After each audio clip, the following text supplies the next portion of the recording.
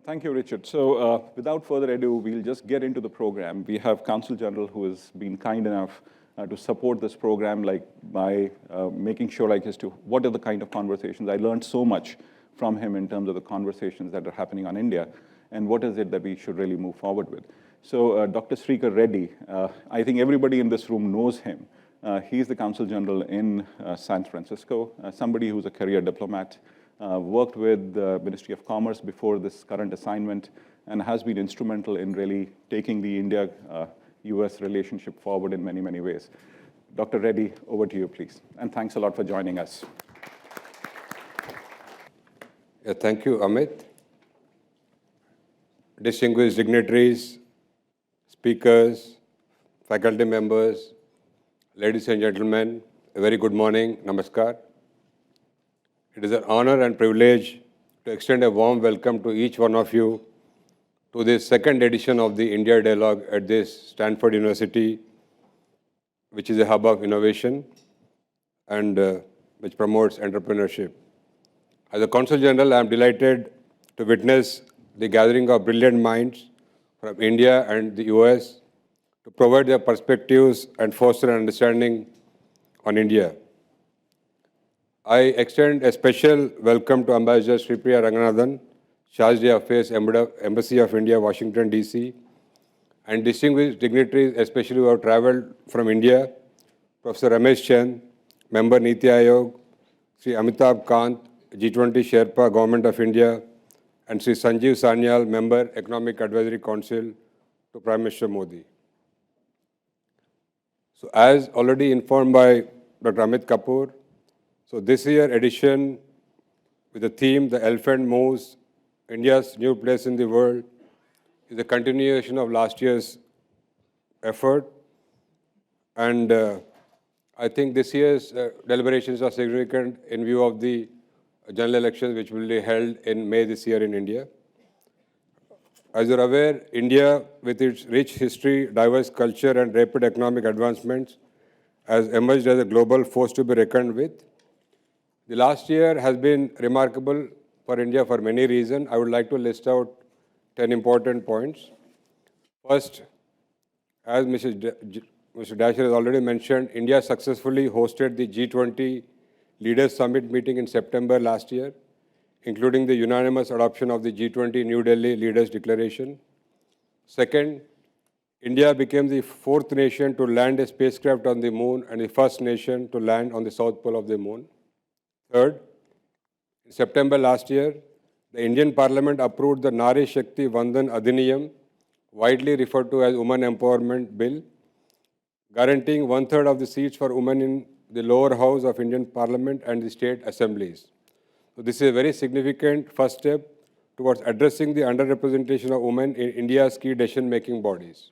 Fourth, India became the most populous country in the world in April last year, but with a vast demographic advantage of a median age of 28 years when compared with a median age of 38 years in the US and 39 years in China. Fifth, despite the global uncertainties and challenges, India is now the fastest growing large economy in the world, largely driven by domestic consumption and investment. So we will be growing for the successive third year over 7%. And I think this is remarkable when the overall global GDP is growing only at 3% per annum. And according to the recent S&P rating report, India will be the fastest growing large economy for the next 3 years as well. And India is on the course to become the third largest economy with a GDP of around 5 trillion in the next 3 years. And also, we aspire to become a 7 trillion economy by 2030. Sixth, India's external sector displays resilience, especially with robust performance of exports of both merchandise and services. So in the financial year 22-23, we have reached an all-time high of 776 billion US dollars exports, out of which merchandise exports constituted over 451 billion. And India, for integration of its economy into the global economy, so there are three things which is being followed by India. One is to boost the domestic manufacturing through the production-linked incentive schemes in 14 key sectors, but also by investment of with the outlay of 1.2 trillion US dollars in the Prime Minister Gati Shakti, which is the National Master Plan for Multimodal Connectivity. Along with two things, India is also pursuing aggressively free trade agreements with various countries. Like India recently concluded free trade agreement with Mauritius, UAE, and also Australia. So I was also involved in the FTA negotiations of Mauritius and UAE. I was chief negotiator for India. And currently, India is actively pursuing free trade agreement negotiations with UK, European Union, EFTA, Oman, Gulf Cooperation Council, and Peru. Seventh, India remains a preferred investment destination with a cumulative FDI of US dollar 596 billion during financial year 2015 to financial year 23. Last year, it was good, especially with three major announcements by US companies in the semiconductor sectors by Micron, Lam Research, and Applied Materials. Right? India's digital public infrastructure, the so-called India Stack, helped India to boost financial inclusion, foster innovation and competition, and also improve government revenue collection. So this, especially India's United Payment Interface, which is UPI payment system, has emerged as the world's most efficient instant payment system. In the last month alone, there were 380 million users and who performed some over 12 billion transactions. And recently, this UPI payment system has been accepted by many foreign countries such as France, Mauritius, Sri Lanka, Bhutan, Nepal, Singapore, and UAE. I think this UPI acceptance by foreign countries will bring down the remittance charges, especially the diaspora who are living in UAE and other Gulf countries. So currently, they pay up to 6% of the whatever remittances. Now we understand that it can be brought down to 2%. Last year, the diaspora sent remittances to the tune of 125 billion US dollars, which is an increase of 12% when you compare with 2022 figures of 111 billion. Ninth, emergence of US as a key economic partner of India, especially in India's quest to become a developed country by 2047. Now, US is the largest trading partner of India with a bilateral trade of US dollars 191 billion in the year 2022. And US is now the third largest investor with close to $62 billion in India. While India and US are yet to start FTA negotiations, but last year in November, during the Indo-Pacific Economic Framework ministerial meeting, three trade and investment related agreements were concluded in which India and US and other 12 partners are there. Total, we have 14 partners in this Indo-Pacific Economic Framework. So these three agreements are on supply chain agreement, clean economy, and also fair economy, which is anti-bribery agreement. We are expecting these three agreements will enter into force sometime this year, and which will further boost the possibility of collaboration between India and US in the economic partnership. And 10th, like India has emerged as the third largest ecosystem for startups. Now we have close to 120,000 startups with 113 unicorns.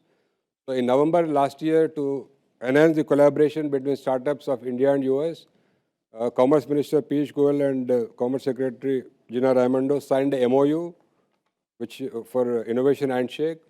We already had a kickoff event, and in the second quarter of this year, we are planning to do a hackathon event in the Bay Area, which will promote collaboration between the startups in Bay Area and India. Now I will just list 4 challenges which the Indian economy is facing. First, I think this is with regarding to the artificial intelligence. This could pose significant challenge to many countries in which many jobs in the service sector are going to be impacted. According to the recent IMF report, it was projected that 30% of the jobs in developing countries like India and 40% jobs in developed countries like US will be impacted through this AI. Second, the challenge will be of climate change.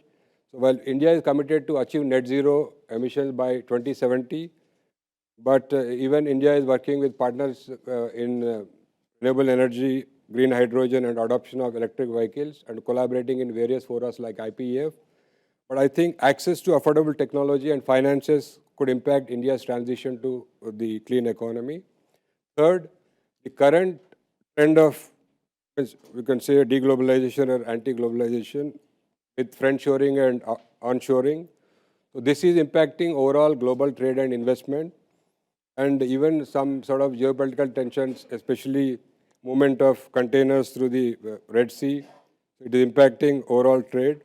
I think these factors, while India is totally dependent on domestic consumption and investment, but these factors are impacting, they could impact a bit India's GDP growth and also especially exports and also the investment into India.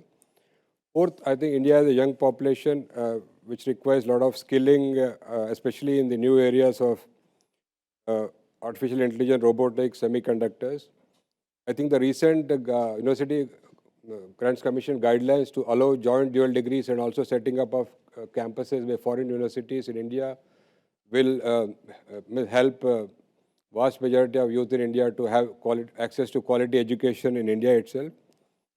And before I conclude, I would like to thank Mr. Richard Dasher, Director, US Asia Technology Management Center, Stanford University, and Mr. Amit Kapoor, a lecturer, Stanford University, and Chairman, Institute of Competitiveness, and their team for putting together this wonderful two-day event and also inviting me to speak at this event. I hope that the thought-provoking discussions on various aspects of India's growth and development over the course of these 2 days will serve to further enhance the collaboration between India and the US. And once again, I extend my heartfelt welcome to all of you to the Stanford University for this India Dialogue. Thank you very much.